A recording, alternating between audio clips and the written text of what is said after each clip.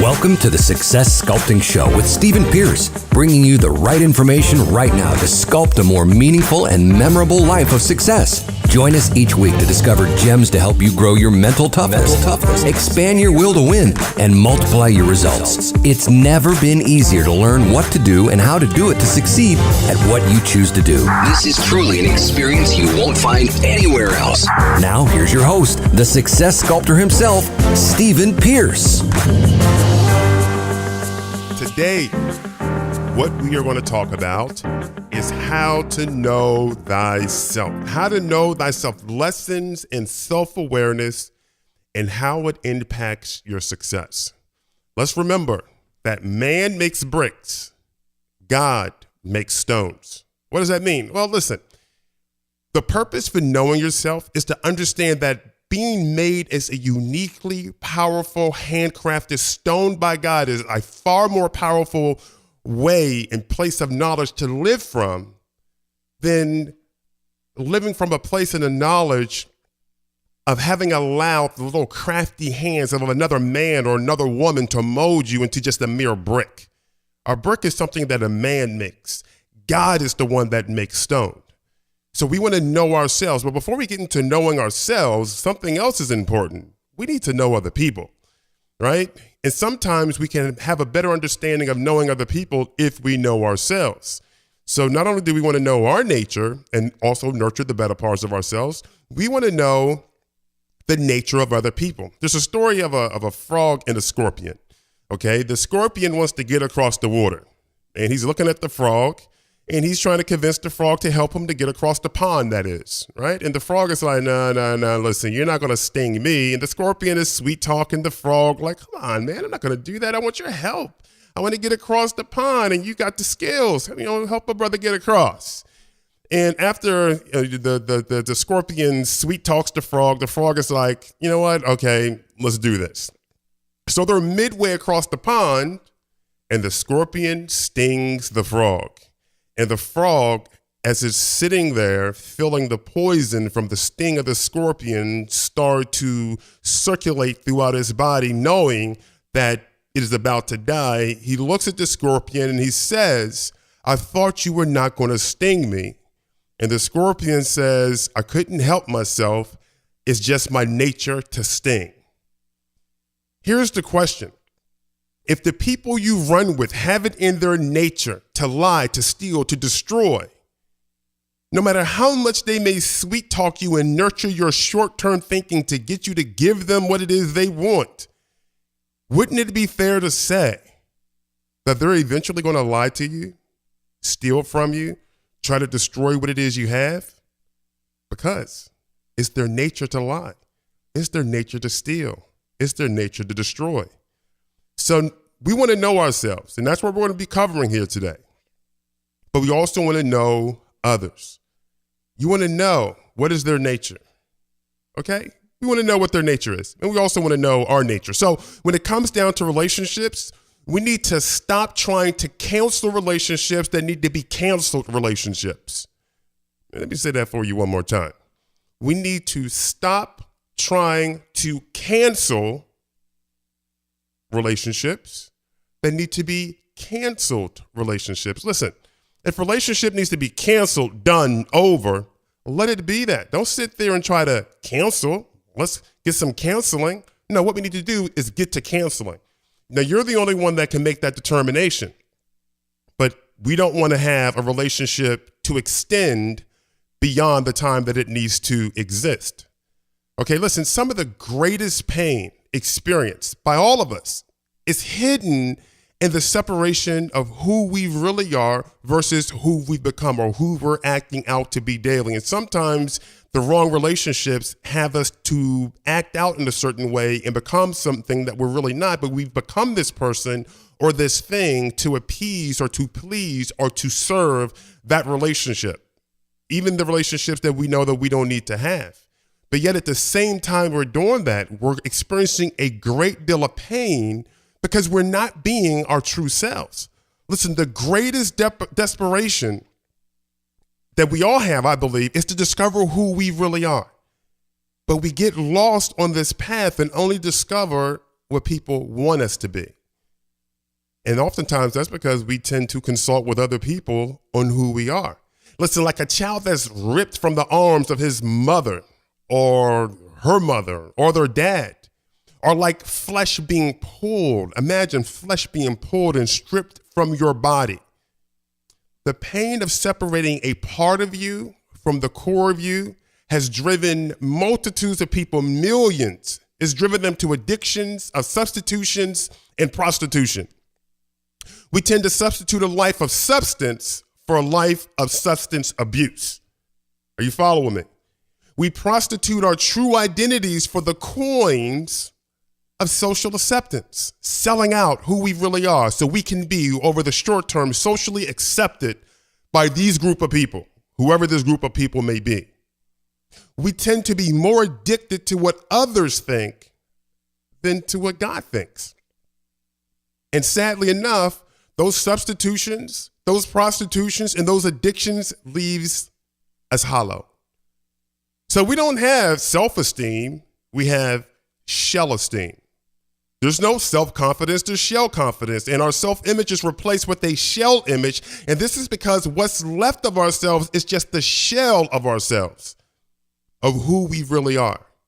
Hard on the outside, hollow on the inside, and at the same time, fragile and easily fractured and fragmented when something or someone says or does something or anything to malign the fake self that we are aware of, that we tend to, for whatever reason, look to protect. I say all that to say that, listen, life is complicated. I get that.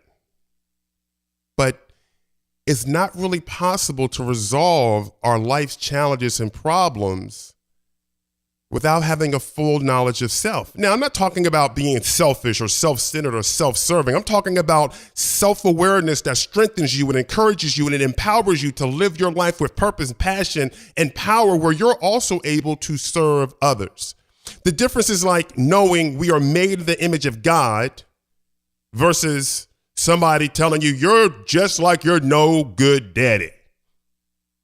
You follow me? Don't you think you live your life through a different lens if you truly believe you are made in the image of God versus you just like your no good daddy, or whatever the derogatory thing is that's said that tends to shape your self-knowledge? Because isn't that helping to shape your self-knowledge? What you believe about yourself, your level of self-awareness? Of course it is.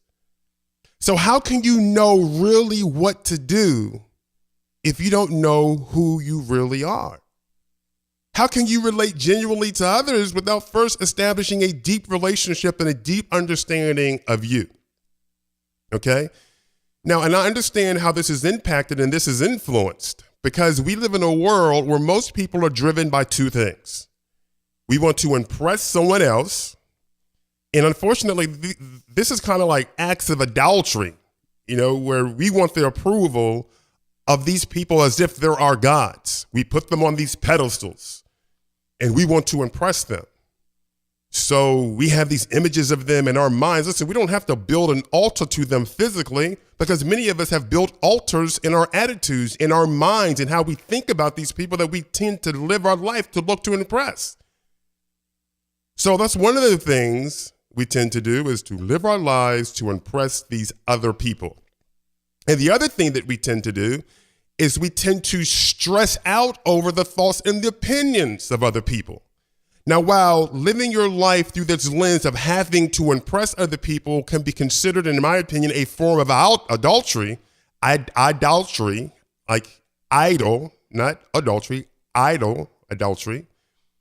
I also consider this whole idea of allowing ourselves to be whipped back and forth by what other people think as being a form of slavery, allowing the words of others to ensnare our own souls. Listen, these are decisions that we make.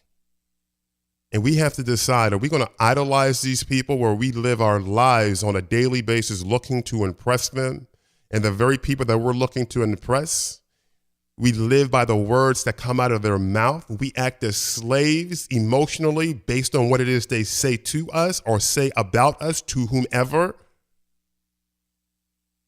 Well, we need to realize, are we living through the ego or are we living through the soul? Which there's a difference.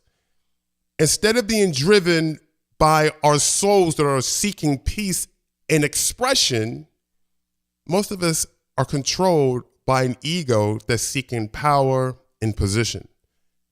And we tend to seek that power and position because we feel it's important. And why do we feel it's important? Well, the way society is set up. Society is set up in such a way where you're set up, all right? And you lose your way if you try to follow the system that way. See, people feel like power and position is important because, one, it impresses those that they idolize. Well, what better way to impress somebody that you idolize than to have the power and the position, right? Also, it lifts us up to become the next idol, to be idolized or more or less worshipped by other peoples, by other people, not other peoples. So what we want to do is we want to understand, where are we really operating from in our lives? Where are we coming from? Are we really us? Who is this person? Are you following me? And the moment we know ourselves, a lot of things will change because, see, the moment you know yourself, you can encourage yourself instead of discourage yourself. When you know yourself, you can support yourself instead of sabotage yourself. When you know yourself, you can trust yourself. And trusting yourself is a prerequisite to taking action. And you and I both know that taking action is a prerequisite to success in anything and everything. Now, some people are like, well, I trust myself. Well, there's a lot of people, you may think you trust yourself. Well, let me throw something out there to you real quick, all right? Have you ever been in this situation before where you needed some help to do something and a friend, close friend or not, didn't matter, a friend said, hey, I got you, I'll help you.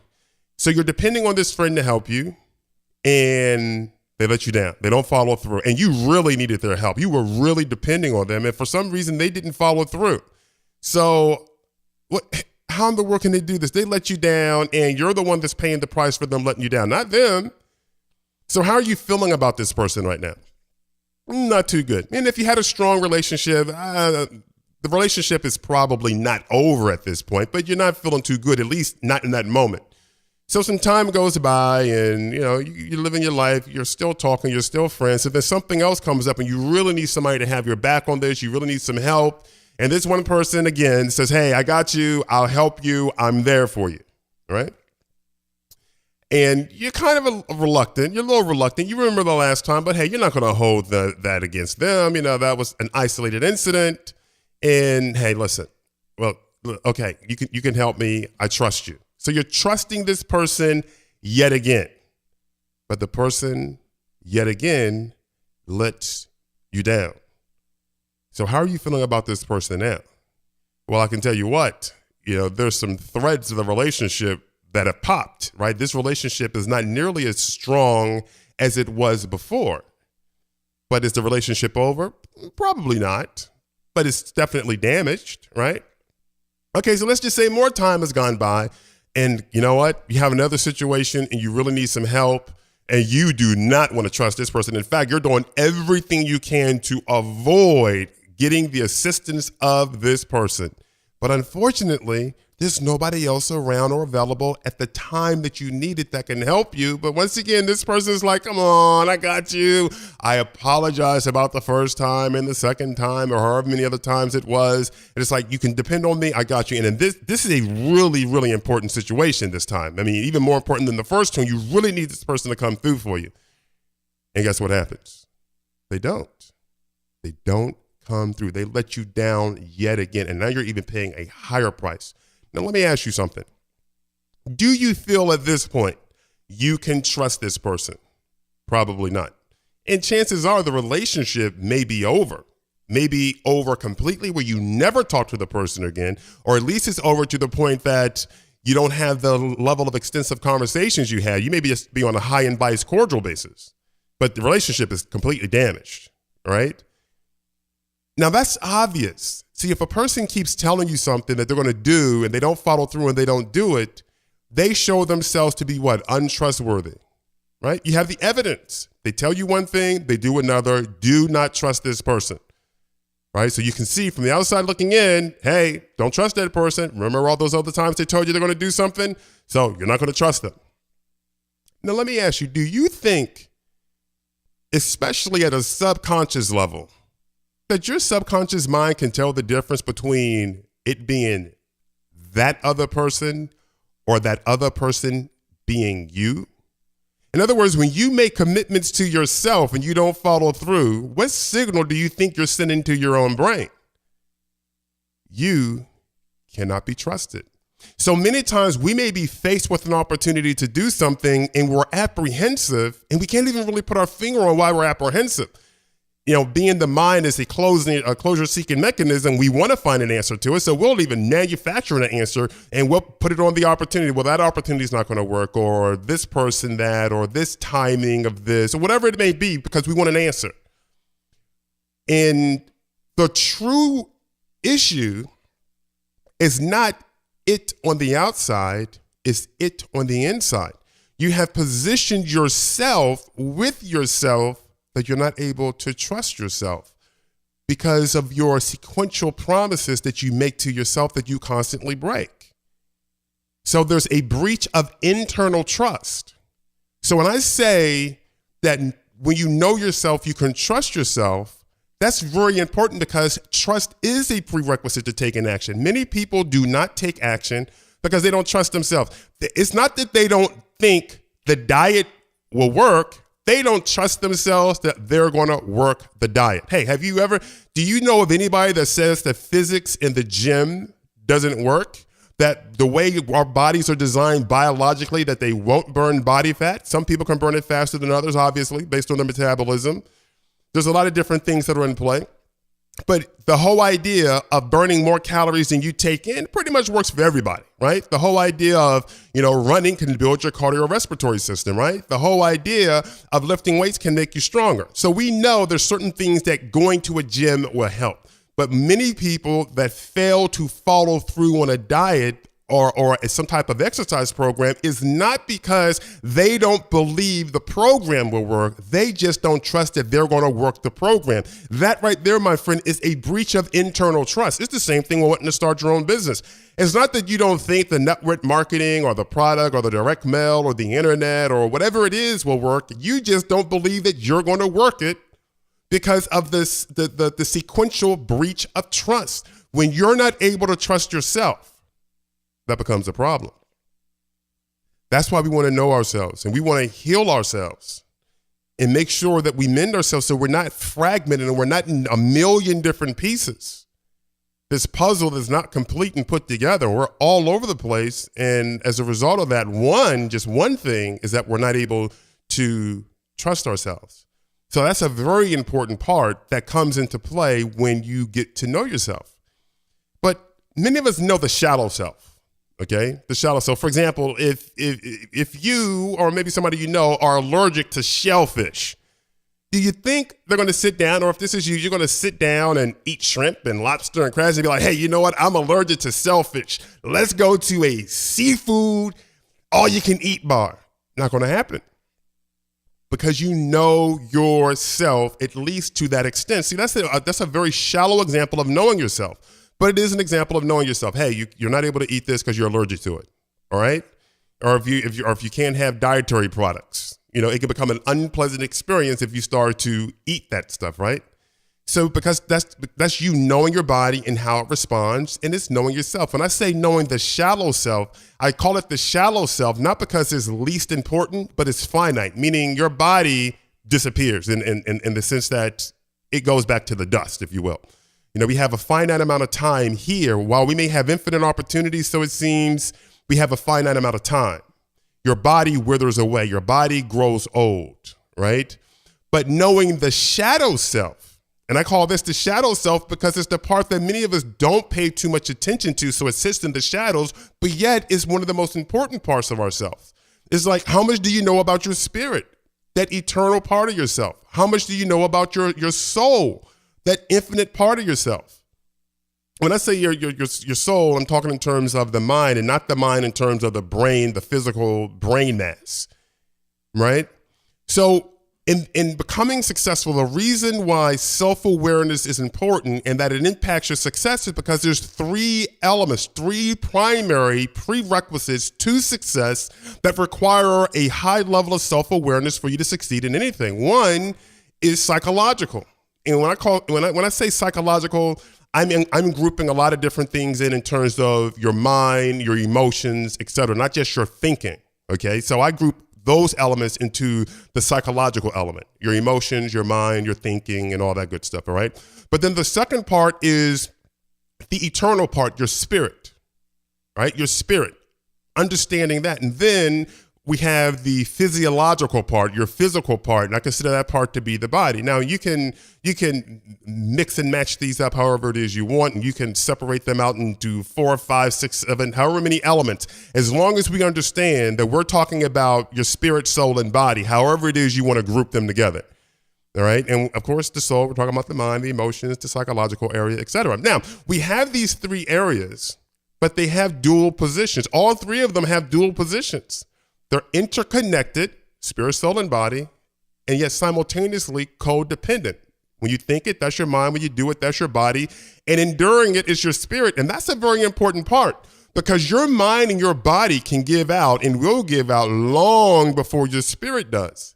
Endurance is not really about how much your body can take and even how much stress your mind can endure. It's how developed your spirit is.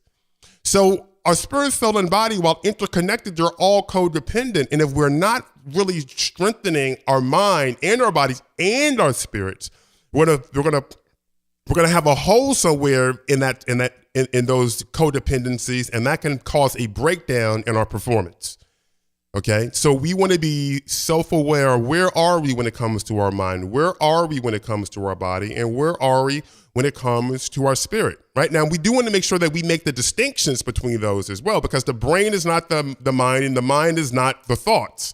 They are separate. And also, for sure, the actor is not the actions. And that's important to know because many people believe they are who they're acting out in that moment. And that's not necessarily true. It's like the difference between procrastinating and being a procrastinator. Just because you procrastinate does not mean you should automatically label yourself as a procrastinator, because then that becomes a part of your self-awareness and you begin to live your life through a lens of a procrastinator as opposed to living your life through a lens of you being a high performer with a procrastination moment, a snapshot in time. Okay, like a picture of you in a picture. You're not the picture. That's just an image, a snapshot in that moment. Okay, now why are these prerequisites? They are. If you think about it in life, just about everything has a prerequisite. Think about life itself. You being here, you listening to this, you existing. What are two prerequisites for you to even be able to listen to this right now? Long before you're hearing. I'm talking about, obviously, like, well, I have to have the hearing to be able to hear it. I get that, but there's something higher than that. How about oxygen, right? How about water, right? You can't go but for so long without water in terms of days, but you can't go but how many minutes without oxygen before it's adios amigos. Those are prerequisites to just life itself. So self-awareness is a prerequisite to being able to succeed at whatever it is you're choosing to do.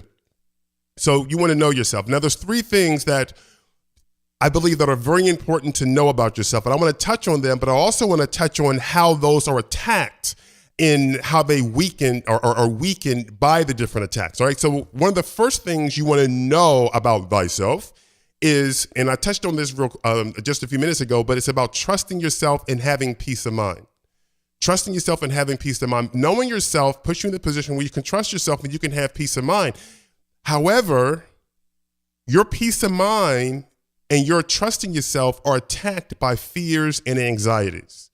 Those things come in and they disrupt your peace of mind. I mean, think about it. Isn't it very difficult to have a peace of mind, in any moment if you have these high level of intense fears and anxieties? Of course, that's what comes in and tries to attack your peace of mind. That's what comes in and tries to attack you trusting yourself.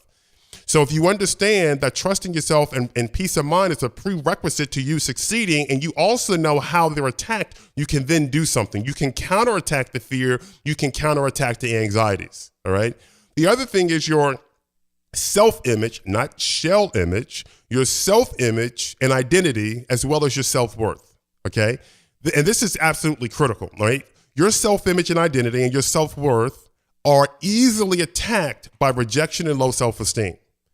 Think about what happens when you're rejected by anything, by anybody. It can be the guy trying to get the girl trying to get the guy, heck, a salesperson trying to make a sale. What happens when a person is rejected?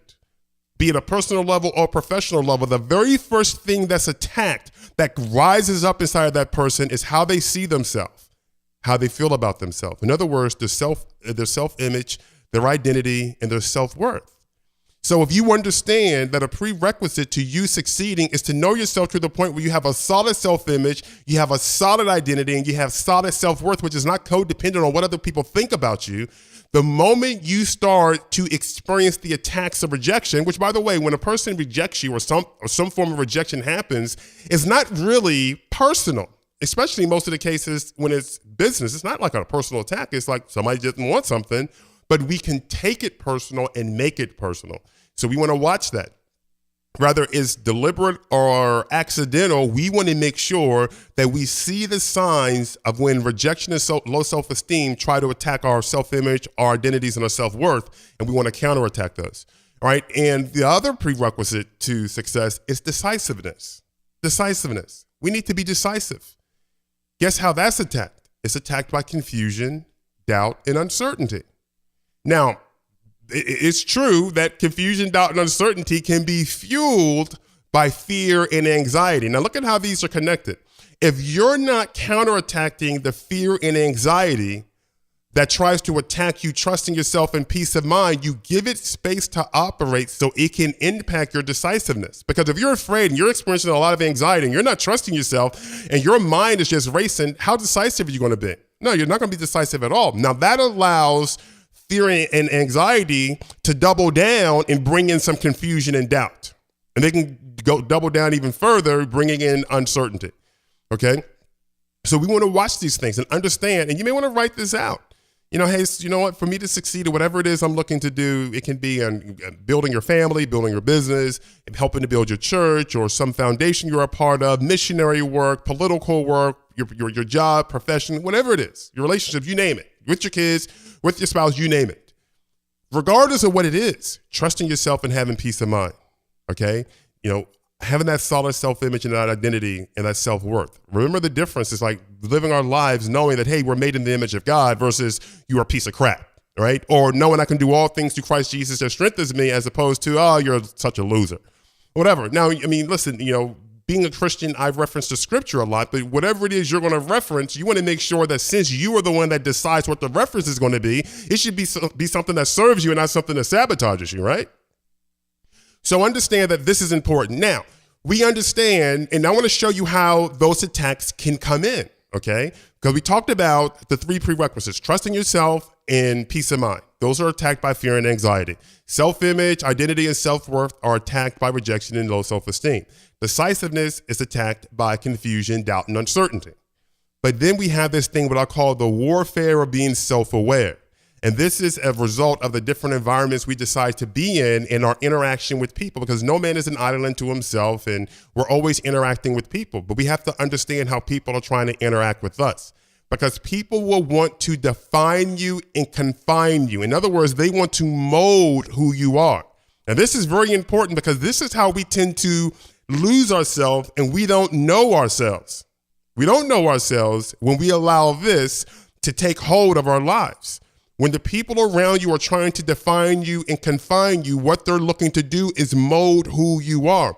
One of the second things they try to do is control you. This is them directing who you are. I hope you're following me here, okay? If they're trying to define you and confine you, and they'll do this verbally, they'll do this through positioning and through power and all this other kind of stuff, they're trying to mold who you are.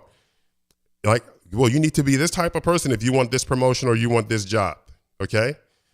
And they try to get you to compromise certain things at the same time throughout these three areas. Now, if they're trying to control you, they're trying to direct who you are. When they want to censor you, they're smothering who you are. In other words, you can't say that or don't say this. When they're now trying to edit what you say, where they're trying to wordsmith your thoughts, ultimately trying to censor who you are. At that point, they're trying to smother who you are. So people around us, either accidentally, because it makes them feel more comfortable, or deliberately, because it keeps them having an upper hand on you, will look to mold you to who fits, who you could be and should be, that fits and serves their purpose.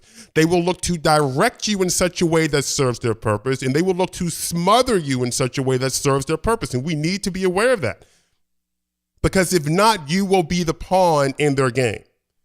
Okay, now remember, I've said this many times before, all of us are being sculpted by something or someone. It's better that we know who it is and what it is and we take control of it, because if you're not sculpting and molding yourself, something or somebody else is, okay?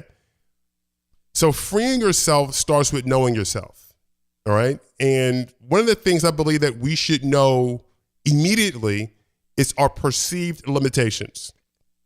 What are your perceived limitations? And there's three sentence stubs. And sentence stubs are things that I use that begin a sentence, and then you complete the sentence to figure out what the answer is.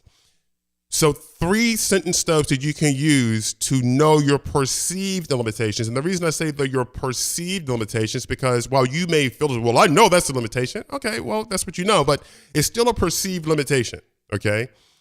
You can start with I don't, I can't, and I reject. Like, I don't have the time, right? Or I don't have the money, or I don't have the relationships, right? Or I don't have the knowledge, right? Or I can't get up that early, right? I can't read that fast. I can't understand that stuff.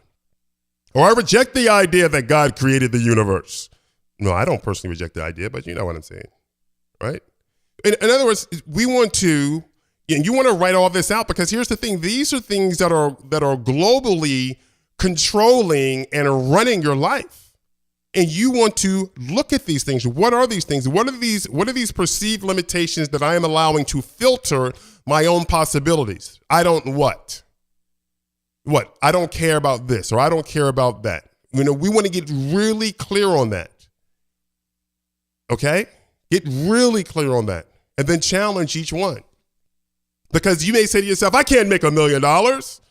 Well, you may have evidence that you haven't, but you have zero evidence that you can't. And that's the interesting thing. Most things that people have as a I can't limitation is something that they have evidence of that they haven't done yet. But the majority of people have zero evidence that they can't. Like, for example, I can't lose 50 pounds. You may not have lost 50 pounds yet, but you don't have evidence that you can't. Are you following me?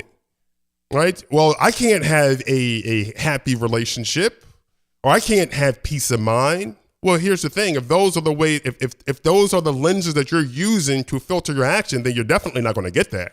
And it's not that you can't get there. It's just that you are mapping out how not to get there by constantly throwing up these roadblocks to the exits that could get you there. Does that make sense? So that's why it's a good idea to dump consciously and subconsciously all these perceived limitations, or blocks, if you will, so we can understand what is it that is consciously and subconsciously ruling my actions, ruling my emotions, guiding my daily living. Okay, so to know yourself, there's different areas that you want to check. You want to know your strengths. What are you really good at? You want to know your weaknesses. What are you not so good at, right? What are your strengths? Because your strengths you can leverage, right? And your weaknesses, well, it's like, hey, if this is a weakness, then I may want to, look at, surrounding myself with people that can take care of this, or doing something to protect it. What are your gifts? Like, what are you naturally, it seems like you're just naturally good at? What are your skills? What are the skills that you've built up on, that you've built over time, that you can even build on even further? Now, this is important because you'll be surprised how, going back to what we were talking about earlier, this whole idea to idolize other people and want to do things to please them and to do things to get their approval, sometimes, in fact, many times, it actually takes us in the opposite direction of our strengths, of our gifts, and of our skills, and many times throws us into the opportunities of our weaknesses. So you want to know your strengths, you want to know your weaknesses, you want to know your gifts, you want to know your skills, you also want to know what your opportunities are. And you do have opportunities. Many people are like, oh, there's no opportunities. There's no opportunity. There's plenty of opportunities. Opportunities are boundless. What you need to do is just see them. Open your eyes, okay?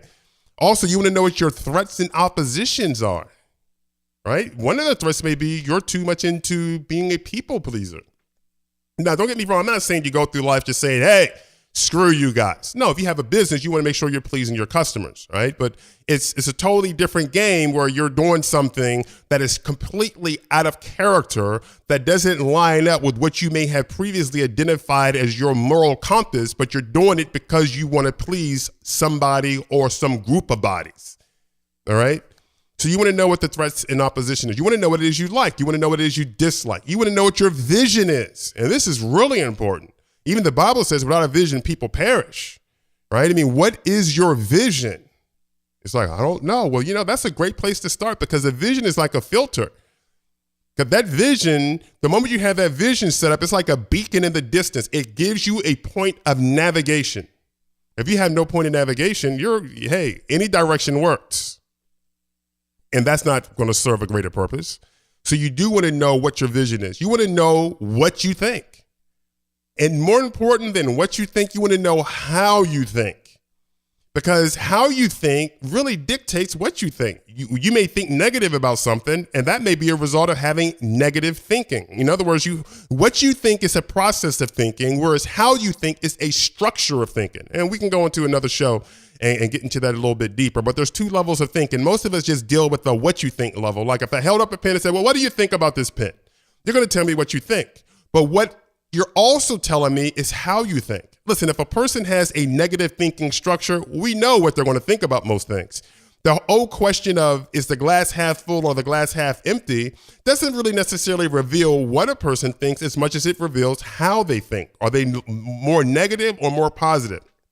You know the people that no matter what good is going on, they can always find something wrong. Listen, we know what they think, but that whole scenario and situation is revealing to us how they think. But at the same time, you know the people, it's like all hell could be breaking loose and everything could be crumbling down around them, and they can always find something positive. Well, you know what? That situation is not just telling us what they think. Like they're thinking on the brighter side of things. It is also revealing to us how they think. Now, while you want to know what you think, you want to know how you think, let me tell you what's also important. Know who taught you to think that way. Who taught you to think that way?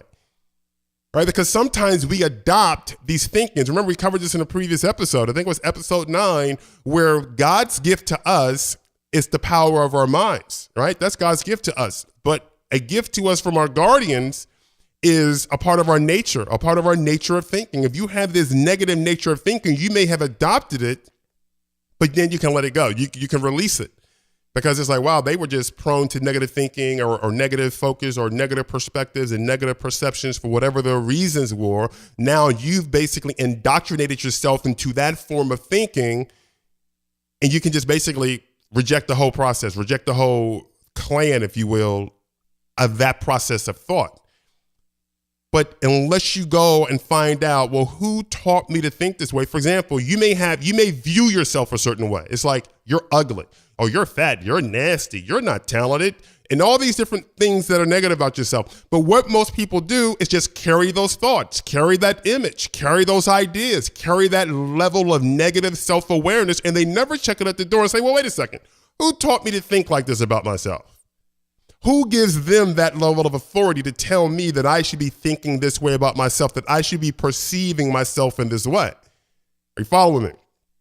All right. So also a couple other things here. You want to know what challenges you, and you also want to know what your challenges are.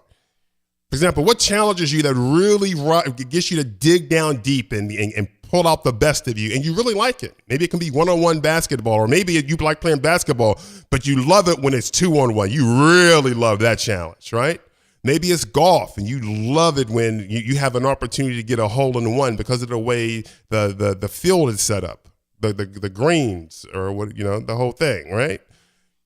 So, I mean, what is it that challenges you? But at the same time, what are your challenges? Maybe one of your challenges is being able to stay focused for extended periods of time, right? So you want to know these different things. This is about knowing yourself. You also want to know what sabotages you. For example, maybe something as simple as having you're sitting here working to focus to be productive and your phone keeps going off. Well, that's sabotaging your focus. Well, the moment you know what these things are, you can do something about them. But if we don't know ourselves, how can we do anything? It's like I was talking about earlier. If we don't know ourselves, how can we possibly give our absolute best while we're here? You know something about yourself, but that doesn't mean you really know who you are. Right now, what you may know about yourself may be what other people want you to know about yourself, which can be completely and totally false. So we need to peel back the onions of what we currently believe to be the reality about ourselves and get to the nucleus of who we really are. And I believe one of the better places to start is, what does God think about you? All right? Now, what sabotages you? And also, what are your anxieties? Now, one thing that I know people have a lot of anxiety is, what do people think? What do people think about me?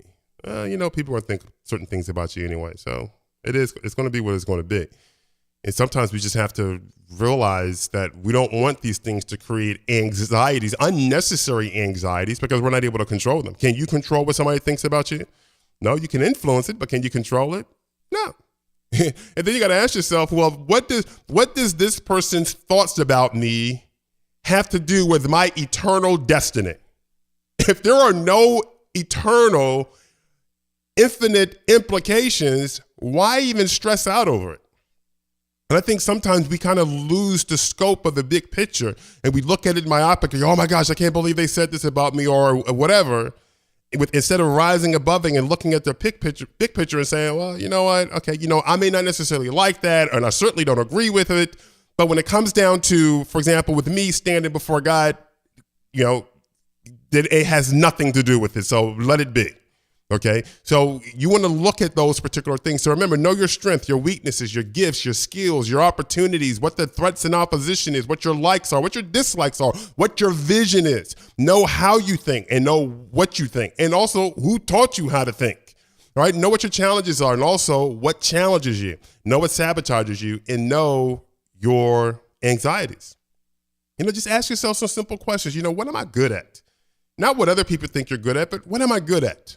Start there. And then you can also think, what do other people think you're good at? And the reason why is because some people, other people have a different perspective. For example, if you have a dot on your head, on your forehead right now, even though you're the closest one to it, you can't see it. You can have a dot right on your forehead right now. You're the closest one to it. A booger in your nose, closest one to it. Food in your teeth, you're the closest one to it. But based on your perspective, you're not able to see it. So when you ask yourself what it is you're good at, that is one perspective. When you ask yourself, well, what do other people think I'm good at? That's getting a completely and totally different perspective. And you want to keep yourself open to those other perspectives because it allows you to see things that you're not able to see. That's the purpose of a coach. A coach gives the player a different perspective of what's going on in the game, be it the game of business, real athletic sports, politics, you name it. So having a coach, by the way, is a great thing to do. And this is a form of coaching. So I appreciate you, listening to the Success Sculpting Show. But again, ask yourself, well, what do other people think that I'm good at? It gives you a different perspective.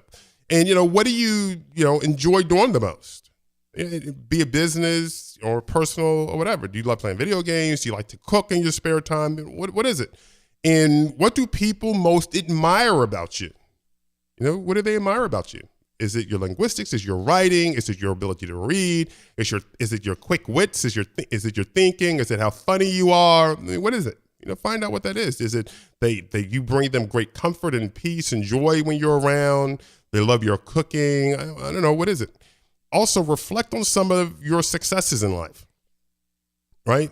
Because you have successes. And of course, it's easy to think about all the pain and the potholes, but you've had quite a few successes to be where you are right now. And don't just reflect on your successes in life. Think about what qualities and skills did you actually use to achieve those successes? What did you do?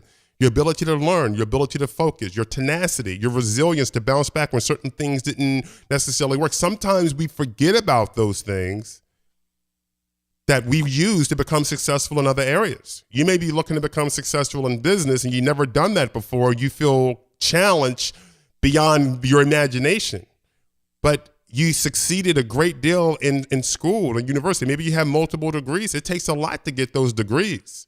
And that same level of focus and consistency and learning new things and following through and taking tests and passing tests and being resilient when you kind of maybe failed the test. All those things you can take and apply to you starting your business, but you may not see how they're connected, but they are. So that's why it's really important to go back to what some of the other successes are that you had in your life, but not just relish them and be like, oh man, I remember that, but extract from those the qualities and skills that you use to achieve those successes.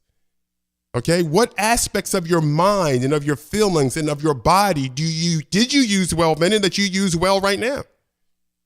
Right? Also, your education. Whether you're self-educated through reading a bunch of books and taking a bunch of courses, or you're traditionally educated, having gone through school and university. You know, what kind of education have you used to advance your life? Which, by the way, if you're educated, either self-taught or at the university, that shows a certain level of skill and follow through and consistency that you want to tap into. You didn't have to go to school. I don't care what you think. Well, my parents made me go to college. No, they didn't. You could have said, I'm not going, right? Maybe you joined the military, the armed forces, and you served. You made it through boot camp. Maybe you became a part of special forces. Maybe you served in various wars or some small skirmishes that didn't even show up on the map. That takes a certain level of mindset, a certain level of emotion to be able to do those things. What we tend to do at times is compartmentalize our life experience, where you may have strength in one area and you may think it doesn't apply to another area when it actually does. So you want to look at those things and see how you can pull them all together. And the reason why you want to do this is because there is, for lack of a better phrase, a conspiracy to suffocate yourself.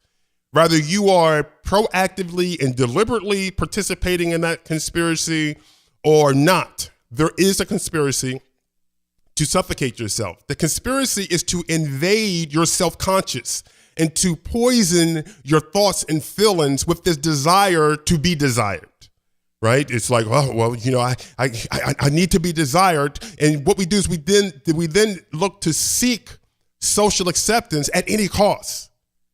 We look to come out on top of any comparisons, be they monetary comparisons or their physical comparisons, you name it. We want to come out on top.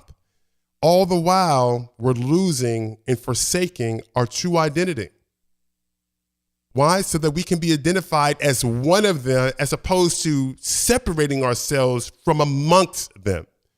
We're looking to fit in because we think it's too painful to be out, right?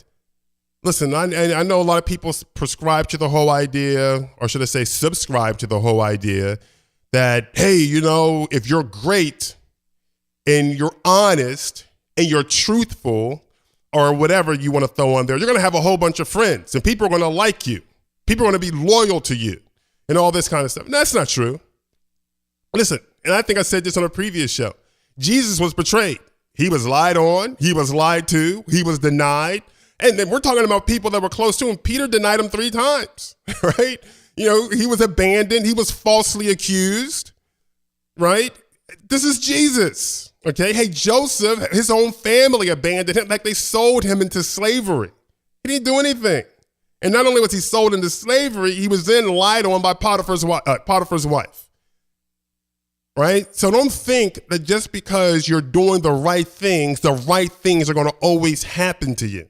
I can't give you the answer as to why certain things happen, but don't think that you're going to always have the better things and the best things happening to you because, one, you know yourself and you're standing for truth. Listen, the disciples, all of them, you know, making another Bible reference here, they all, other than John, they were all killed for knowing themselves, for being themselves and risking their lives to stand for truth instead of falling for lies.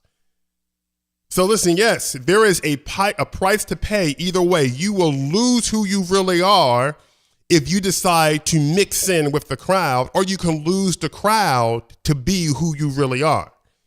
All right. Now, I'm not going to say it's all the time that way. You can draw a crowd being who you really are, but sometimes it just doesn't work that way. The truth is, the moment you decide to know yourself, the revelation of who you really are turns really into a personal revolution. You decide to step out of the shadows and into that light. The moment your daily thoughts stop revolving around what others think about you, and you start getting your mind around what God thinks about you, things begin to change. You start to realize that your stability is not found by standing in the hands of another man or another woman, that your safety and security is not found by seeking the soul acceptance or the social approval from those around you. You realize that your stability, your safety, and your security can be found by knowing yourself and seeking the Spirit of truth and the God who created both the Spirit and represents truth. I'll see you next time on the Success Sculpting Show. Thanks for listening to the Success Sculpting Show with Stephen Pierce. If you like what you just heard, we hope you'll pass along our web address. SuccessSculptingShow.com to your friends and colleagues. Be sure to check out our archives of previous podcasts and check the schedule to join us for our next live streaming Success Sculpting Show webcast. This has been a Success Sculpting Incorporated production. Join us next time for another edition of the Success Sculpting Show with Stephen Pierce, and tell your friends.